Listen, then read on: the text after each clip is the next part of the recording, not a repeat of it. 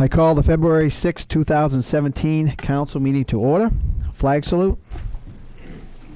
I pledge allegiance to the flag of the United States of America and to the republic for which it stands, one nation, under God, indivisible, with liberty and justice for all. Thank you.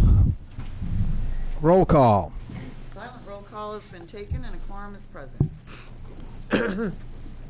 Okay, approval of the minutes. Is there a motion to approve the minutes of the December 19th, 2016 special council meeting and the January 3rd, 2017 regular council meeting? So move. Second. Jan, John. Discussion? All in favor? None opposed?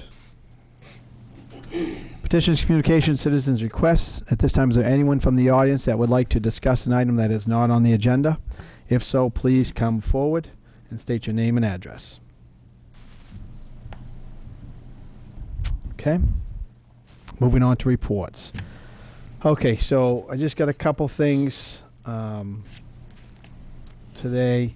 This morning we had a press conference. I think everybody saw the emails. There was a few of you there with Congressman Bruce Poliquin. I think it went very well. Yes. So it sounds like the timeline to try to acquire that land could be as early as 6 months, but might take a little bit longer. He's going to push for 6 months. That's what he'd like to do. Right. But it is an act of Congress, so we'll see. See what happens. He said that there was some examples, I guess, of some other places, it sounded like. West Virginia. West Virginia, and we got an email on another one. Yeah, Stan Tech found another one in Connecticut. Connecticut. Oh, So there's good. two, so that might help us out. Yes, it will. So that was good. So the bottom line is we have to have an act of Congress to make that happen? We don't have to have, but it will move that forward much sooner and we won't have to spend any money on it to get it done. Right. That'll be good. Second thing is, at the function, I did see Chief Wilcox there, because Senator Jim Dill had come to see me on Saturday. He mentioned about the lights at the school at Dunkin' Donuts, how he thought that when they were first put in that they made a deal with the DOT, which Bill and I can't figure that out, but they made a deal with the DOT to have those lights running strictly from 7 to 3, and then in the off hours just have it blinking yellow. So we're not sure if that's what happened. That was quite a few years ago, but I think Chief is going to look into that. Yes. Try it out to see if that makes a difference. Yes, it's just a programming issue we can deal with. Okay. Thank you. The last thing I had, there was some discussion last week. Can we back up a second? Sure. Is there any way we can check the cameras on the one at Hannaford also? Because oftentimes there's nobody in the left-hand right. turn lane going west, but yet the light stays red. Long time.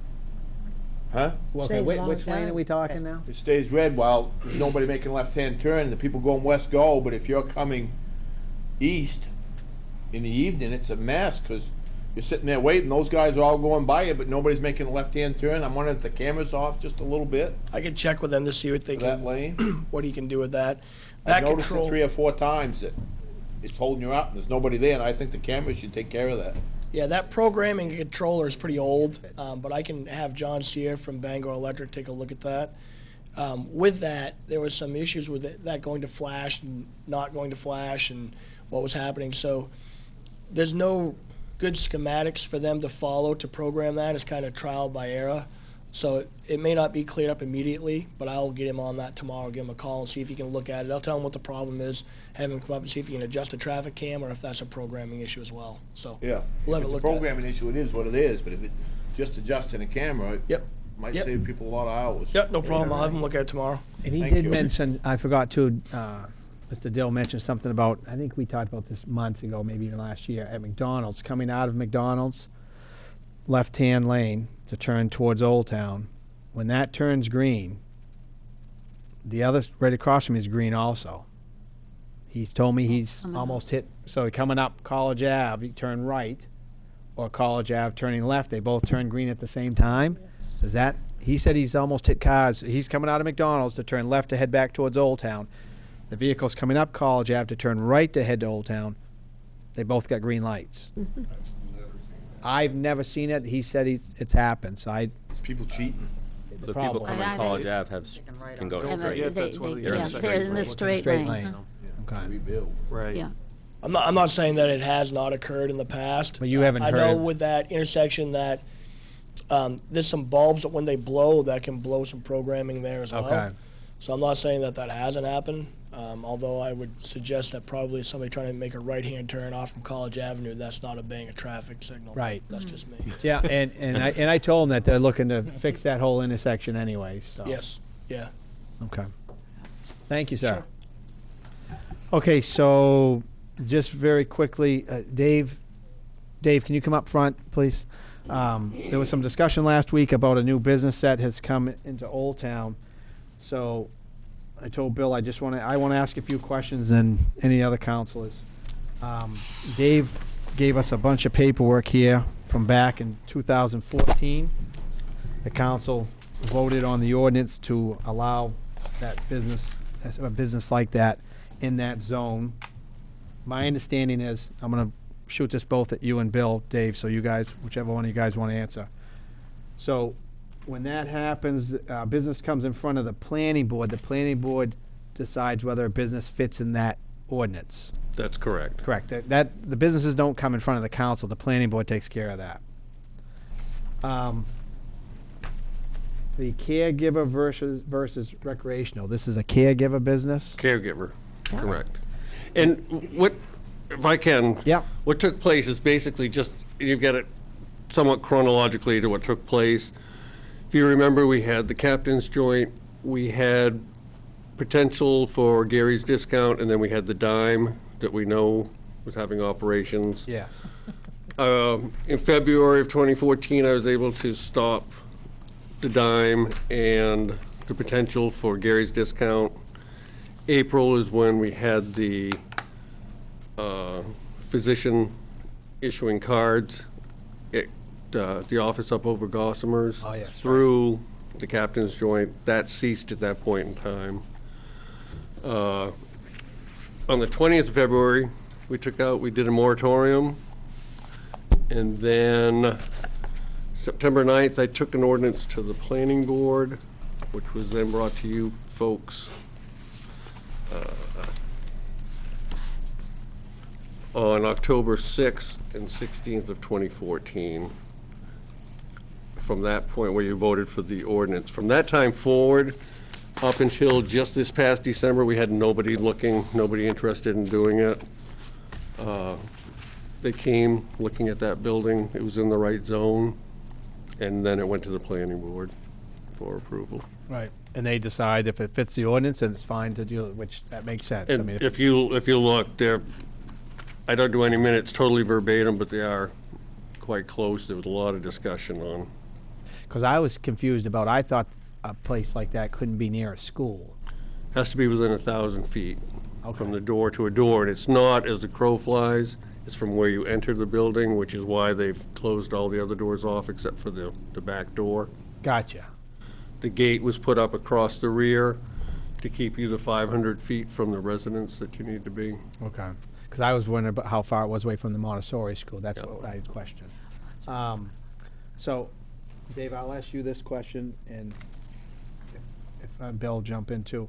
If the council decide as this goes on, now this is still in front of the state, right? As far as the recreational. This is not. No, but as far as the recreational part. The recreational, that's going to be a year out. They've already taken a moratorium out Right. to extend the time that they had, the year's time that they had, Okay. without even looking at anything, really. So if the council wanted to do a moratorium, now would not be the time. We'd want to wait till they see what the state I does. don't believe this is the time we need to do it. I'd look towards the end, maybe work with Mr. Bearer, Okay. start maybe crafting an ordinance. It's hard to craft an ordinance until really we know what the state's Gonna do. going to be doing. And it's only good for 6 months, and you can only do it like once. So, I mean, if we did it now and the 6 months runs out. Moratoriums are good for 6 months, but you can renew them. The problem you'd have with renewing it is that you need to demonstrate the I'll just sit right progress. down there. That way you can talk in the microphone. Thank you. My name's Ed Bearer. A moratorium, you could impose a moratorium on any of the retail recreational facilities that were the types of facilities that were approved at the referendum vote in November. I don't think there's much rationale for doing that, because the state has basically imposed its own moratorium, and until the state enacts its regulations, none of these facilities can go forward. Right. The other option you would have, and let me just back up to finish what David said. If you impose a moratorium, if you chose to go that route, you'd have to revisit the issue in 6 months. And one of the things that you would do upon revisiting the issue to decide whether to extend it again would be to determine whether any progress is being made toward solving the problem that gave rise to the moratorium in the first place. Gotcha. And you really can't make any progress because there aren't any rules or regulations for you to try to Right. interpret. Right.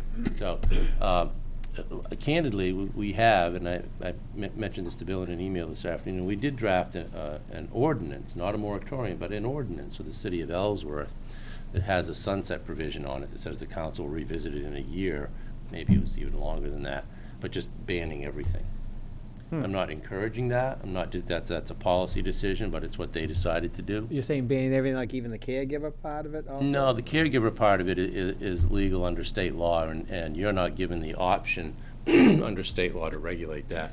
What Okay. you can do to regulate caregivers is pretty minimal, as compared with what you'll be able to do to the recreational or retail providers in the future. You can ban that outright should you choose to, or you can enact regulations that govern everything except personal use. You won't be able to prohibit personal use. Right. Well, when people have come into the store and I mentioned it was caregiver, the feedback wasn't so bad. It was, they were afraid that it was going to turn into a recreational. Yeah. That's the one, and even myself, I would not like to see that. Caregivers are limited to the, I can't speak to the where they're located and this and that, but they're limited to having 6 mature plants and 6 or so seedlings growing, and Which is no, what he falls under. He has only Yeah. 5 clients. and no people can come in to get it. They have to Right. deliver or things of that nature. Okay. All right, any questions on this? It sounds like, EJ, go ahead. Dave, just a clarification, our ordinance for the medical marijuana or the caregiver, is that limited to number of places? Did we limit it to 1? When we crafted the ordinance, one only, he's the first one in, and that's it. Oh, okay, Okay, that's even better. okay. Whether or not that could ever be challenged, I don't think we'll ever see it. I have my own reasons for believing that, but Okay. yeah, it's just him alone as the caregiver. He has 5 clients, as Ed said, 6 plants in varying degrees. 2.5 ounces every 15 days is all his clients can receive. Some don't get it all in one lump sum. Some may be there every day due to financial. Right. But he has to keep track of all this, send reports to the state. Everything's pretty tagged, and Does his facility limit the number of clients he can get to? he can only have 5 clients. Total of, okay, so he's capped out currently. He's capped out. As one gets off the program, he can recruit someone else. Then the only other thing I think would be worth investigating, putting the ordinance in that bans the recreational use to get ahead of the state of Maine. Just talking to some other families in town and people potentially looking to relocate to Old Town. That's one of the first things you see driving down Stillwater is it looks more than just a caregiver facility. The logo on that sign is, in my opinion, gearing towards something down the road. And that was a lot of questions during the planning board. He said if he could gain approval once it's legal, would he? Possibly. But at this point in time, he's just doing what he's doing. He wanted a bricks and mortar store to get from meeting people at the Hannaford parking lot, delivering what they're legally able to have, so. Right. And you said you did draft something for Ellsworth, We have. I'll leave a copy with Bill if you'd like me to. so that's something we can look at. Talk about. Great, thank you, gentlemen, appreciate it. Okay, so that is all I had. Standing committees. City councilors. Yes. I wanted to thank the police department for making a great drug presentation, and it was a shame there weren't many people here.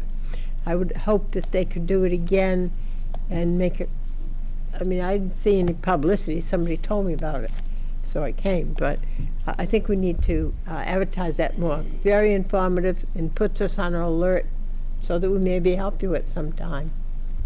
Second thing, I don't know if you know, I just want to kind of approval about this. Bangor has pianos in their park. Anybody can come and sit and play down anytime they want to. Yeah. And I have a piano given to me that I would like permission that when we get further on down, if we could do that. Right. I know we talked about, when Janet talked to me about it, mentioned about down at the park, then we mentioned maybe at the library, that type of thing, instead of leaving it down. I'm afraid if it stays down there, it could get vandalized type of thing. At least at the library, it's across from your building, and somebody's always there, so maybe we can talk about that. I haven't got, I tried to get hold of the lady who's in charge of it for 6 months, well, about that, and I haven't been able to get hold of her, because I want to know how they treated it, if they did have vandalism, and I still will try to get more information, but I just think it's a nice thing. Many, many cities in the country are doing it. It's a good idea. And I have one more thing. Absolutely. Someone came up to me, and you know, when something gets on TV, then gosh, we got to have it here. Boy. No, talking about buckets of sand for seniors. Buckets of sand for seniors. Yeah. A what? Lewiston, I think, is doing it. I don't know what that is. I don't, Well, for people, for the driveways, or the walks. Oh, to give sand to the Yes, seniors. yes, Okay, so yes. if it's icy, that type Yes, of thing. yes. Sorry. I wasn't clear. Gotcha. Okay, so what, they just drive around, drop them off if it's I don't know storm? how it works myself. Who does it? I believe it's Lewiston. Yeah. You check into it? What do you want to know about it? Just see what do they do? They just drop off? They have two guys from Public Works drive around in a one-ton truck and a bunch of buckets donated by Lowe's and Home Depot. And a resident can call or email and request 5-gallon buckets of sand, and they'll drop it off. Is that something? And it's Lowe's and Home Depot that pay for it? Buckets. Oh, donate the buckets. Taxpayers pay for the sand and for the people to load it and the time to go deliver it. There's, I see Ed sitting there smirking. There's some question on whether or not you should do that. I know MMA has frowned upon that. Liability-wise, in case somebody slips or falls or something, or? And there's several issues with doing that. John has it. John? Currently, you can pick it up from a local supplier. 50 cents for a 5-gallon bucket is extremely cheap. That's cheap. And $1 for a 5-gallon bucket with salt blended is extremely cheap. They're happy to do it. Where do you get that? Folsom. You gotta provide your own bucket, though. Yeah, you bring your Buy bucket. your own bucket. See, I don't think Right. people know that. But you Maybe go we can to get the word out on local that. business and buy a bucket for 50 cents or Yeah, $1. right, and they're kind of close together. Yeah, they're right down the street from you. Let's just say LaBreeze, you Yeah. can buy a really clean bucket. And then you go to, And Jason and his crew are more than happy to help the folks that can't lift it, yeah, put it in their cars. Okay. they're really good, and it's That's out of any inexpensive. sort of line. Is this something we could put in the paper? Yeah, well, I think Facebook is where the people I know saw it, yeah. Maybe that's something we could put in the paper, just that, we'll talk to Jason I and don't them. know, I don't know. We can talk to Jason and We Bernie and see. advertise that. Huh? We Be better to advertise write a that. nice We put story that out about on how good they Facebook. are to provide it Yeah. that For- day. Provide I it. like Yeah. that, that's a better idea. Yeah, Yes. What'd you say, Stan? Write a story about Right, how that's nice what I they mean. are to serve the community that Right. way. Because if you go to Aubuchon's to buy a bucket, it's like $3. Right. So you could give Bernie's a good piece of advertising saying they're 50 Jason's cents a own, piece, right. and saying Yeah. Folsom is a. yeah, Can Greg, can Yeah. you tell Greg? I can. Thank you. All right, we're rolling with it. Good job. Good job. You almost got us in a lawsuit, I guess, but we're okay. Yeah. Get out of that one. Okay, EJ, food drive, what do we got? It's the month of February, so City Assessor Travis Roy and I are putting our heads together again to launch the 4th annual Old Town Community Food Drive.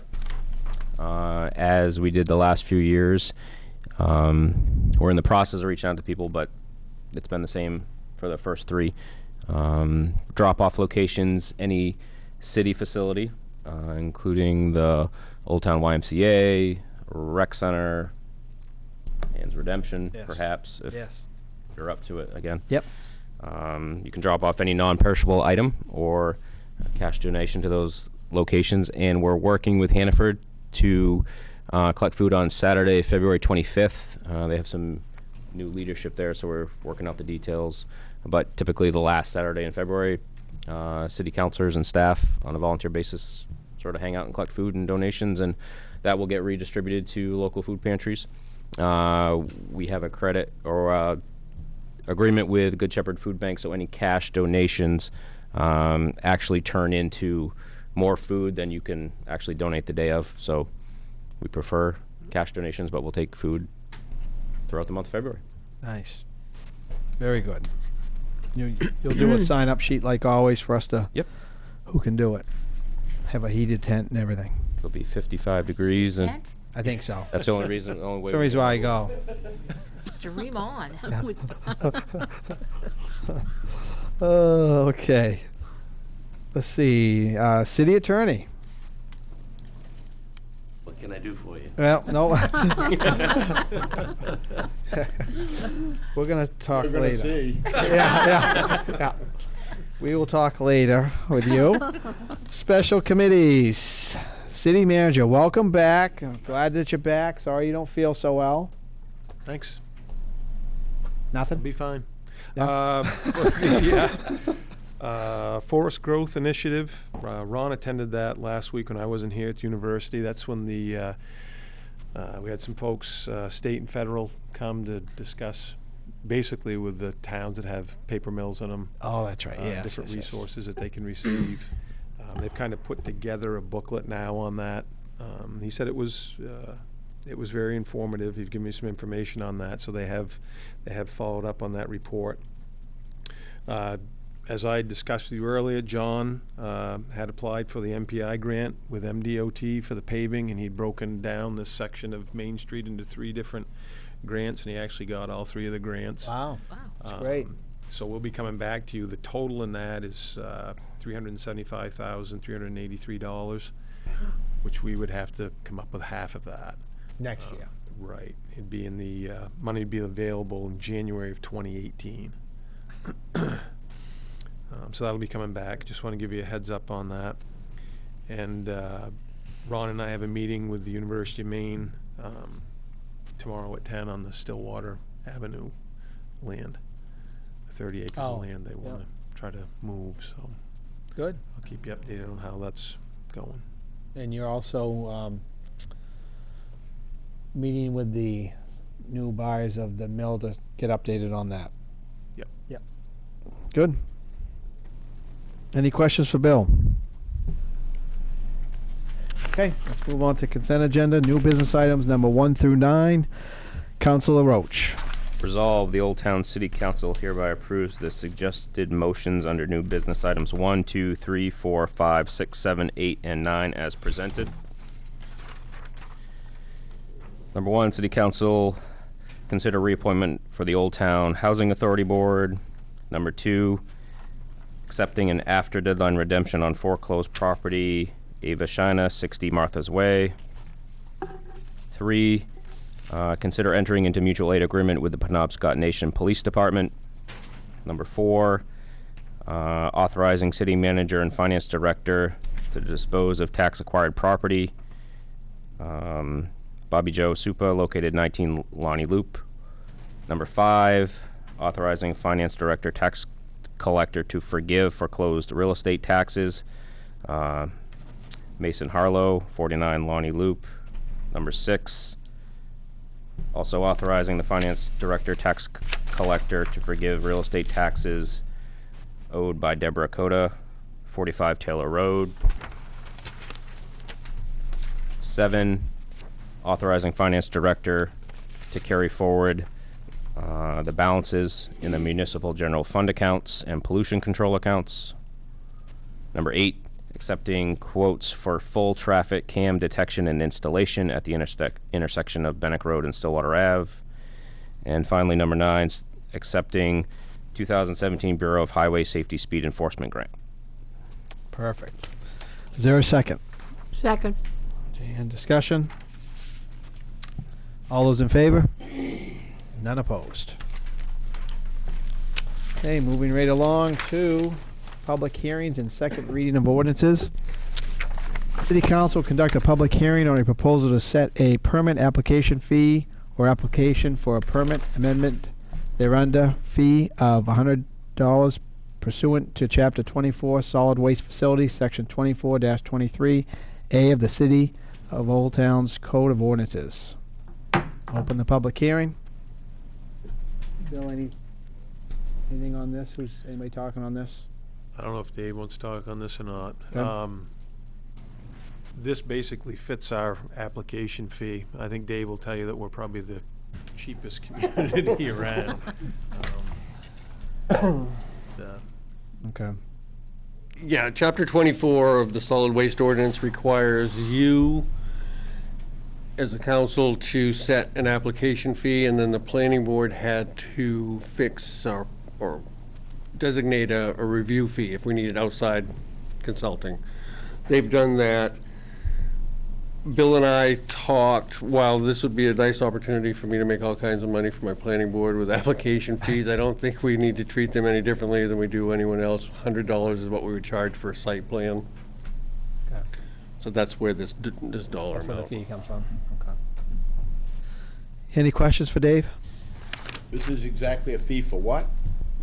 For them to bring their application to the planning board for the expansion of Juniper Ridge. Okay. Thank you, sir. Yes, sir. Close the public hearing. City Council considers setting a permit application fee or application for permit amendment fee. Council McLeod. Resolved, the Old Town City Council hereby approves setting a permit application fee of application for permit amendment fee of $100 pursuant to Chapter 24 Solid Waste Facilities, Section 2423A of the City of Old Town Code of Ordinances. Okay, is there a second? Second. Jan, discussion? Not bad without my glasses. All those in favor? None opposed.